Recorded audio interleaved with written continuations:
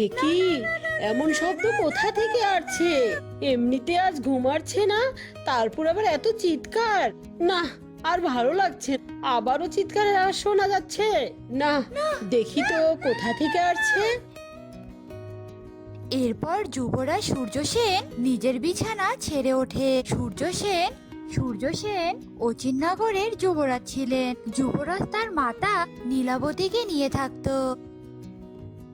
এই কক্ষ থেকেই তো আওয়াজ আসছে, কিন্তু এই কক্ষ তো গুরুমার কক্ষ, আর গুরুমার ঘরের দরজাও তো লাগানো। আর এত রাতে গুরুমার ঘরের দরজায় কড়া নাড়াও তো আমার ঠিক হবে না। তবে আমি কিভাবে জানবো এই চিৎকারের আওয়াজ কার? এরপর অনেক ভাবনা চিন্তা করে যুবরাজ গুরুমায়ের ঘরের জানালার খোলা অংশটাতে উকি দেয়। দয়া করুন গুরুমা, আমাকে আর এভাবে কষ্ট দিবেন না। আমি যে এত যন্ত্রণা আর সহ্য করতে পারছি না, আপনি আমাকে মুক্তি দিন। চুপ কর, একদম ন্যাকামি করবি না। এই কালো জল তোকে খেতেই হবে, নয়তো আমি তোকে হত্যা করব। তবে তাই করুন, কিন্তু আমাকে আর এত কষ্ট দেবেন না। আর আপনি এত নিষ্ঠুর কেন হচ্ছেন বলুন তো? আমি তো আপনার সব কথা অক্ষরে অক্ষরে পালন করছি, তবুও আপনি কেন এমন করছেন গুরুমাতা? আহা, এত কথা বাড়াস না তো। পূর্ণিমা রাত শেষ হয়ে ভোর হতে চললো, আর দেরি করা যাবে না, তাড়াতাড়ি খা।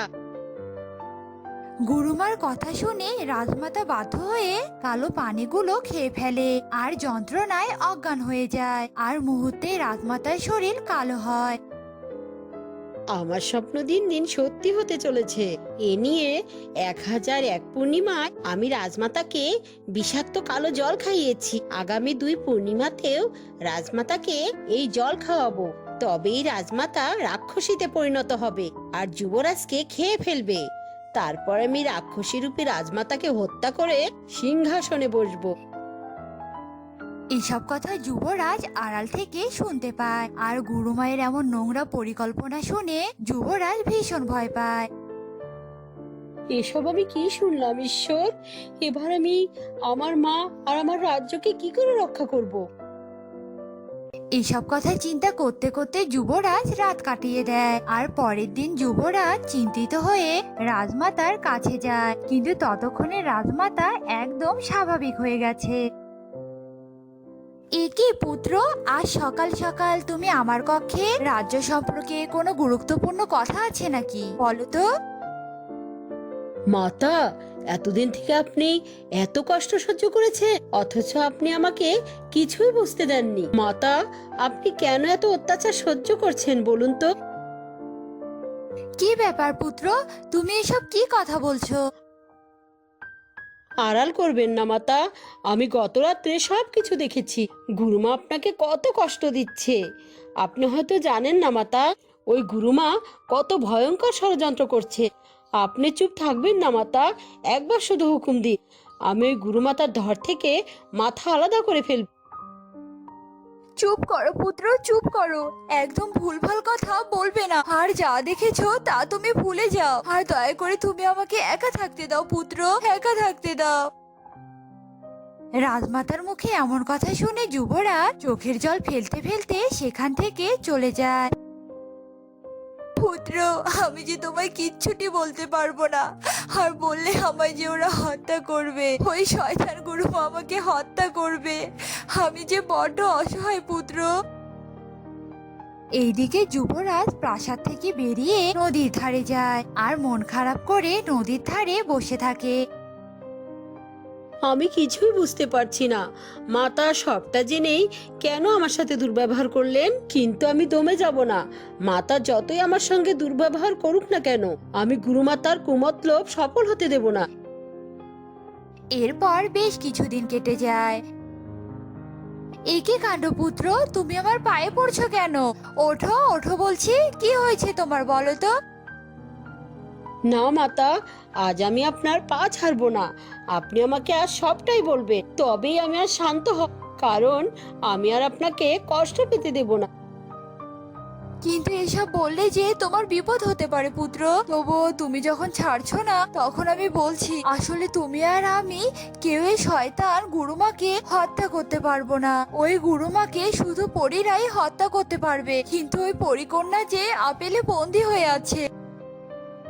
আপেলে বন্দি পরিকন্যা? তবে বলুন মাতা, কোথায় আছে সেই আপেল? আমি ওই আপেল উদ্ধার করে পরিকন্যাকে উদ্ধার করব, আর পরিকন্যাই শয়তান গুরুমাতাকে হত্যা করবে। পুত্র, ওই আপেল উদ্ধার করা এত সহজ নয়। ওই আপেলটা যে গুরুমায়ের কাছেই আছে। ওই আপেল উদ্ধার করে আপেলটা কাটলে পরিকন্যা মুক্ত হবে, কিন্তু গুরুমাতা তো কখনো ঘর থেকে বেরই হয় না। তবে আপেলটা তুমি কি করে উদ্ধার করবে বলো? আপনি কোনো চিন্তা করবেন না মাতা, আমি আপনাকে যেমনটা বলছি আপনি ঠিক তেমনটাই করবেন। এরপর যুবরাজ রাজমাতাকে একটা বুদ্ধি শিখিয়ে দেয়, আর সেই বুদ্ধি অনুযায়ী রাজমাতা একটা পাত্র নিয়ে গুরুমায়ের কক্ষে যায়। কি ব্যাপার, তুই এই সময় আমার কক্ষে? আমি তো একটু পরেই ধ্যানে বসবো। সে তো আমি জানি গুরুমা, তবে একটা গুরুত্বপূর্ণ কাজে এখানে এসেছি। আসলে পাশের রাজ্যের রাজা নিমন্ত্রণ করেছে। পাশের রাজ্যে রাস পুজো হবে। রাজ্যের সাথে সেখানে যাওয়া আমাদের ভীষণ প্রয়োজন, আর এবার আপনাকেও যেতে হবে, কারণ গুরুমা নিমন্ত্রণ পত্রে আপনার কথা অনুরোধের সাথে বলা হয়েছে। এরপর রাজমাতা পত্রটি গুরুমার হাতে দেয়, আর গুরুমা পত্রটি দেখে চিন্তিত হয়ে বলে, আচ্ছা, তুই যাওয়ার ব্যবস্থা কর, আমি এই দিকটা সামলিয়ে নিচ্ছি। এরপর রাজমাতা গুরুমায়ের কক্ষ থেকে চলে আসে। পরের দিনই রাজমাতা ও গুরুমা বেরিয়ে পড়ে।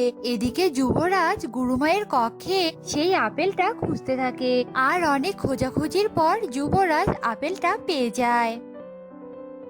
এই তো সেই আপেল, দ্রুত আপেলটা কাটতে হবে। না জানি কখন গুরুমা ফিরে আস, কারণ গুরুমাকে তার কক্ষ থেকে বের করার জন্য যে এত ষড়যন্ত্র করেছি সেটা তো গুরুমা পাশের রাজ্যে গেলে জানতে পারবে, আর তখন তো ক্ষিপ্ত হয়ে গুরুমা ফিরে আসবে। এরপর যুবরাজ একটা ছুরি দিয়ে আপেলটা কেটে ফেলে, আর আপেল থেকে একটা ফুটফুটে পরিকন্যা বেরিয়ে আসে। আর তখনই সেখানে গুরুমাও আসে, আর অস্থির হয়ে বলে, সর্বনাশটা তবে ঘটেই গেছে। এই জন্য তোরা আমায় ষড়যন্ত্র করে আমার কক্ষ থেকে বের করেছিলি, তবে আজ তোর রক্ষা নেই। এই কথা বলে গুরুমা যেই না জাদু করেছে, অমনি পরিকন্যাও পাল্টা জাদু করে, আর পরিকন্যার জাদুর আঘাত সহ্য করতে না পেরে গুরুমা মারা যায়। তোমায় অসংখ্য ধন্যবাদ পরিকন্যা, তুমি আমার মাতা আর আমাদের রাজ্যের শত্রুকে বধ করে দিলে। তাতেই বা ধন্যবাদ দিচ্ছ কেন? তুমি তো আমাকে মুক্ত করেছো, তাই এই শয়তানকে আমি হত্যা করতে পেরেছি। তবে তুমি যে আমায় মুক্ত করে বড্ড উপকার করেছো আমার। এবার যে আমি আমার মায়ের কাছে পরিরাজ্যে ফিরতে পারবো। যাই হোক, এবার আমি চলি গো। সেই কবে থেকে আমি যে আমার মায়ের মুখটা দেখিনি। বিদায়। এরপর পরিকন্যা চলে যায়, আর গুরুমায়ের নোংরা ষড়যন্ত্র থেকে যুবরাজ রাজমাতা ও রাজ্য মুক্তি পায়। বেঁচে থাকতে আমার কত সুন্দর সুন্দর লম্বা চুল ছিল, আর এখন কি না আমি টেকো। এই এই, কে রে এটা? আমার সামনে দিয়ে লম্বা লম্বা চুল দুলিয়ে দুলিয়ে যাচ্ছে। দাঁড়া দাঁড়া, তোকে আমি দেখাচ্ছি মজা। ও মা গো, পড়ে গেলাম গো, পড়ে গেলাম।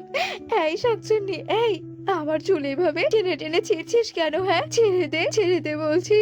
তোর তো সাহস কম নয়, তুই আমার চোখের সামনে দিয়ে চুল দুলিয়ে দুলিয়ে যাচ্ছিলি। হ্যাঁ, আজ তো আমি তোর সব চুল এভাবেই টেনে টেনে ছিঁড়ে ফেলবো। ও মা গো, ছিঁড়ে ফেললো গো, ছিঁড়ে ফেললো, সব শেষ করে ফেললো। আমার সব চুল যে এই দুষ্টু শাকচুন্নি ছিঁড়ে ফেললো। আমার সামনে দিয়ে যেই চুল দুলিয়ে দুলিয়ে যাবে, আমি তারই সব চুল এভাবে ছিঁড়ে ফেলবো। বাবা, আজকে আমার কত দেরি হয়ে গেল। মাঠে গিয়ে আবার সব ফসলের আগাছা পরিষ্কার করতে হবে। আবার আবার কিনা আমার সামনে দিয়ে মাথা ভর্তি চুল নিয়ে যাচ্ছিস? তবে রে বেটা। ও মা গো, আমার মাথাটা বুঝি গেল গেল গো। কে আছো? বাঁচাও, বাঁচাও আমাকে। এবার বোঝ মজা, টেকো হয়ে ঘুরে বেড়া। একে একে বাবা, তোমার মাথায় সব চুল কোথায় গেল? বাড়ি থেকে বের হওয়ার সময়ও তো তোমার মাথায় অনেক চুল ছিল বাবা, তবে তোমার সেই চুল কোথায় গেল বাবা? তুমি এমন টেকো হয়ে গেলে কি করে? আর বলিস না রে মা, আমি ওই শয়তান শাকচুন্নির খপ্পরে পড়েছিলাম। ও যে আমার সব চুল ছিঁড়ে ফেলেছে। কে? ওই শাকচুন্নি কিনা তোমার চুল এভাবে ছিঁড়ে ফেলেছে? ওই দুষ্টু শাকচুন্নির সমস্যাটা কি বলো তো? ও কেন এমন করছে? এভাবে চলতে থাকলে তো গ্রামের সবাইকে ওই দুষ্টু শাকচুন্নি টেকো করে ফেলবে বাবা। ও মা গো, কতটুকু একটা মেয়ের মাথায় কত লম্বা লম্বা চুল! বেঁচে থাকতে আমার মাথাতেও তো এমন লম্বা লম্বা চুলই ছিল। এই মেয়ে তো আজকে আবারও আমার পুরনো স্মৃতি মনে করিয়ে দিল। এর চুল তো আজকে আমি রাখবই না।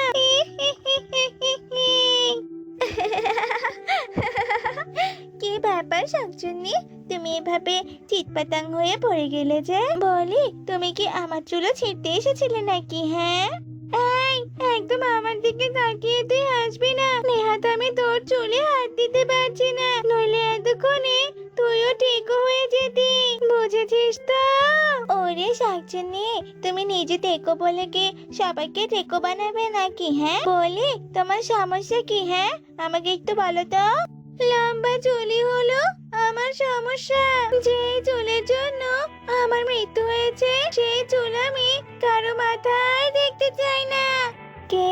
চুলের জন্য কিনা তোমার মৃত্যু হয়েছে? কিন্তু কি করে? বলছি আমি তোমার সবটা বলছি, কারণ তুমি যে সে পবিত্র চুলের অধিকারী। তবে শোনো তুমি। বাবা, আমার বৌমার মাথায় তো মেঘের মতো ঘন কালো লম্বা চুল, একেবারে যেন কেশবতী। বাবা, তোর পছন্দ আছে বটে। পাগল ছেলে আমার, লজ্জা পেয়েছে মনে হয়। চলো বৌমা, ঘরে চলো। কি বলছেন আপনি কি মা?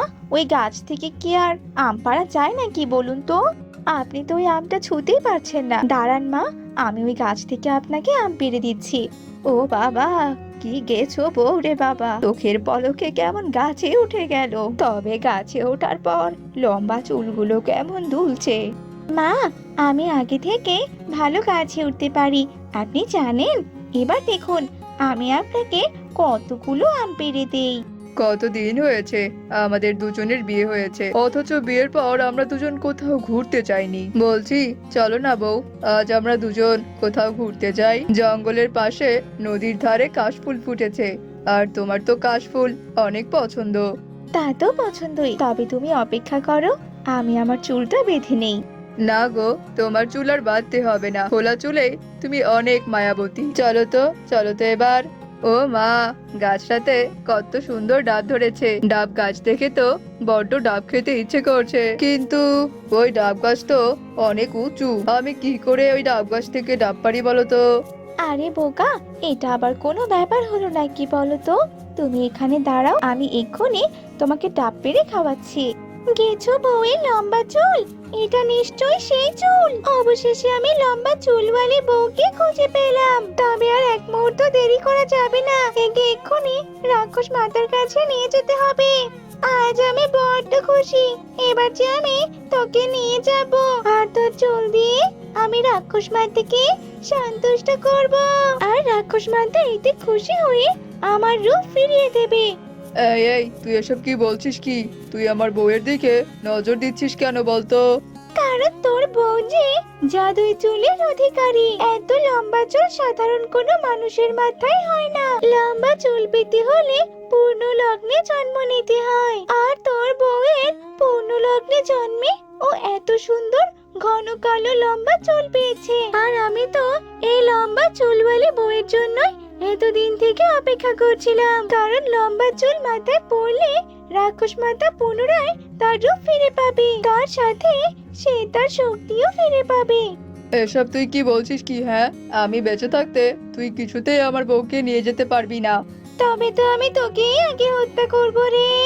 এসব কথা বলে ঈগল অনেক বড় হয়ে যায়, আর তার বড় ঠোঁট দিয়ে রাঘবকে ঠোকর দিতে রাঘবের পুরো শরীর একদম নীল হয়ে যায় আর ইগল সুদীপাকে তার ঠোঁটে তুলে নেয়। ছেড়ে দাও আমাকে, ছেড়ে দাও বলছি। আমি আমি আমার স্বামীর কাছে যাব, বাঁচাও, কে আছো, বাঁচাও আমাকে। এই নিন রাক্ষস মাতা, আপনার লম্বা চুলওয়ালি বউ। আমি কিন্তু আপনার কথা রেখেছি, এবার আপনি আমার রূপ ফিরিয়ে দিন রাক্ষস মাতা। তুই সত্যি অনেক কাজে, তোকে তো আমি তোর রূপ ফিরিয়ে দেবই, কিন্তু তার আগে আমি আমার জাদু শক্তি ফেরাই। ছেড়ে দাও আমায়, দয়া করে তুমি আমার কোনো ক্ষতি করো না। আমি এখন চুলও পেলাম আর আমার শক্তিও ফিরে পেলাম, এবার আমি নিজের মতো করে ঘুরে বেড়াবো। কিন্তু রাক্ষস মাতা, আগে আপনি আমার রূপ তো ফিরিয়ে দিন, আমি আর কতদিন এমন পাখি হয়ে থাকবো। এই চুপ কর তো, এত অস্থির হোস না, দিচ্ছি আমি তোর রূপ ফিরিয়ে। আহারে, তোমাকে কত নির্মম ভাবে মেরেছে, বড্ড কষ্ট পেলাম আমি তোমার কথা শুনে। সবই তো শুনলি, এবার তুই আমাকে সাহায্য কর রে, কারণ তোর সাহায্য যে আমার বড্ড দরকার। তুই পারবি রাক্ষস মাতাকে ধ্বংস করতে। আমি কি করে পারবো? আমি তো একটা সাধারণ ছোট্ট মানুষ। তুই সাধারণ মানুষ হলেও তোর চুল অসাধারণ, আর তুই পারবি রাক্ষস মাতাকে হত্যা করতে। তুই চল আমার সাথে, যেতে যেতে আমি তোকে সবটা বলবো। তোরা আবার কারা? তোদের তো সাহস কম নয়, তোরা কিনা রাক্ষসী মাতার গুহায় ঢুকেছিস। এই ছুরি, মরার শখ হয়েছে নাকি তোদের? আমি আবার কেন মরতে যাব? আজ তো মরবি তুই। একে শাকচুন্নিটা আবার কোথায় গেল? এই শোনো, তুমি আগে চলে গেছো নাকি গো? যাক বাবা, রাক্ষসী পেতনি সব শেষ, এই গ্রামের আর কারো কোনো ক্ষতি হবে না।